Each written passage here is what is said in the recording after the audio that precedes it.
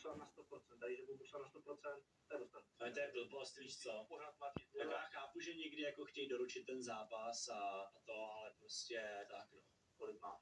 Cca? 50 v amatérech, 50 v boxu, 51 v profi. No, tak mám okolo. Ty vole, přes 200 zápasů, kámo. A podíváš se na něj a nepřijde mi, že by byl nějak jako, že by měl nějak úplně rozbitej obličej nebo něco. Vypadá úplně hustě, ty kokos. Masakr, nos nemá zlomený nic, ty vole, cože. Prodává bomby, asi podle mě jako vyhrává. Ale vypadá krutě, kámo. A navíc zkušenost má, no. Já bych řekl, že zkušenost má na tom asi víc než já. Jaký máš názor na Tomáše Poláka? Ty píš, dobrá otázka. Ze začátku jsem proti němu jako nic neměl, takhle jakože to, já jsem tam jako k němu chodil i s těma kamarádama, ale pak postupem času se nějak změnil, změnil se hodně, mě nic neudělal, jo, takhle, ale teďka poslední dobou tak mě naseptal, protože řekl něco mimo trenérovi, co se neříká. Aj. Já říkám, pokud máš svoji mámu rád, tak nemáš brát někoho jinou mámu, někoho jiného mámu do huby, jo. Takže to se pak nedělá a určitě to nemusím. Vůbec nevím, o co šlo, borci. Co si myslíš o Carlosi Bendovi a o tom, že ho tvůj taťka vyzval na zápas? Vyzval tačka jeho na zápas, jo?